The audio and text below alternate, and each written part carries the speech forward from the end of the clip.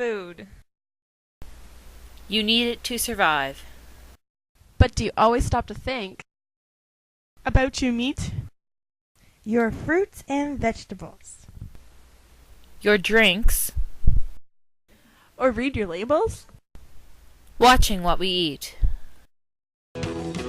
Eat meat, filet mignon, eat meat, eat it all day long. Eat a few T-bones till you get your fill. Eat a New York cut, hot off the grill. Eat steak, eat a big old steer. Eat steak, do we have one deer? Eat beef, it's a mighty good food. It's a grade A meal when I'm in the mood. Eat a cow, cause it's good for you. Eat a cow, it's a thing that goes moo. Factory farm conditions can spread E. coli, salmonella, and other foodborne pathogens. A study in 2002 found that 37% of the broilers found in major grocery stores are contaminated with antibiotic-resistant pathogens. Chickens are crammed into such small spaces that they never see daylight and often experience inhumane conditions. Consequently, these chickens get diseased and they die. Each bird is given about 9 by 9 inches of floor space. Some farmers say that chickens are cheap, cages are expensive. Layers will each produce about 300 eggs per year, more than 3 times as many as chickens did a century ago. Chickens are often weak and stressed, and they are shocked by the farmer to produce an egg. Animals on today's factory farms have no legal protection from cruelty that would be illegal if it was inflicted on dogs or cats. Such things include neglect, mutilation, genetic manipulation, and drug regimes that cause chronic pain and crippling. They are transported through all weather extremes in gruesome and violent slaughter. Chickens' legs and wings often break because they are bred to be top-heavy, and because the packers often carelessly shove them into crates with shackles. Cattle are castrated, their horns are ripped out of their heads, and third-degree burns, also known as branding, are inflicted on them, all without any pain relief. A calorie of beef takes 33% more fossil fuels to produce than a calorie of a potato.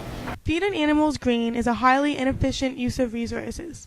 Producing just 1 calorie of beef, pork, or poultry requires 11 to 17 calories of feed, whereas animals raised on pastures require little if any grain.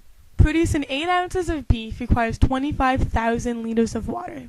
Canadian livestock produce enough manure to fill Toronto Skydome twice a week. That's 164 billion kilograms. Manure from intensive pig operations stored in lagoons can leak into groundwater or pollute nearby surface water.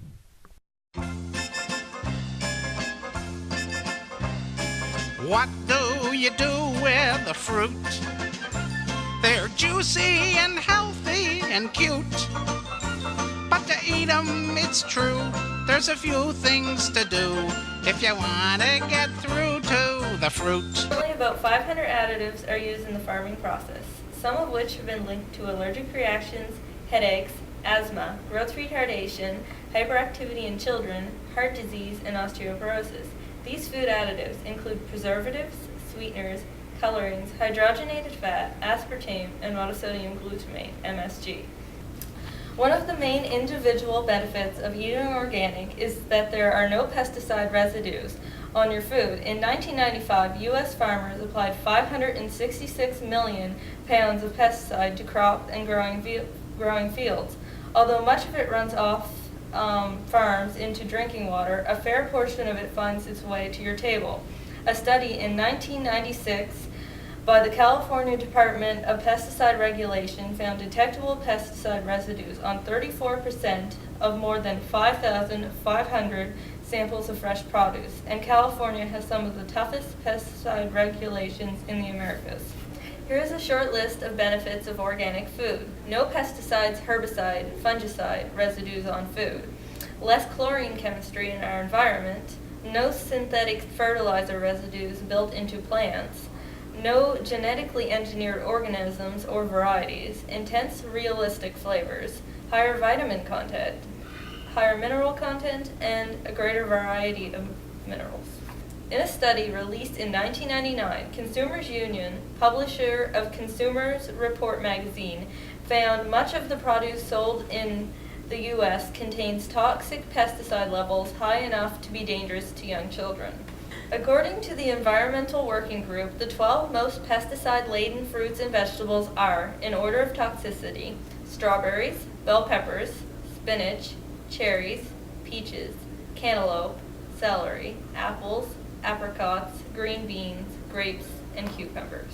Many think that growing organic will lead to losses in crop production. This is true in the first few years of switching over a farm, as the soil quality, soil life, and insect populations require from years of assault with chemicals. But once a farm gets going, it produces around 94 to 97% of the yield that other farms do. Consumers eating organic fruits and vegetables are exposed to 1/3 as many pesticide residues as they would get in conventional produce.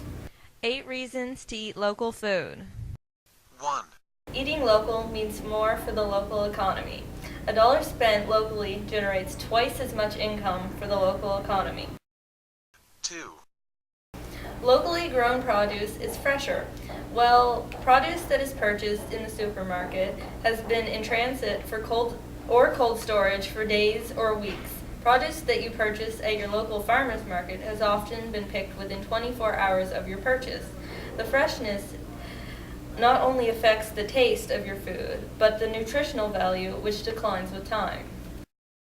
3. Local food just plain tastes better. 4. Local grown fruits and vegetables have longer to ripen. Because the produce will be handled less, locally grown fruit does not have to stand up to the rigors of shipping. 5. Sometimes eating locally is better than eating organic.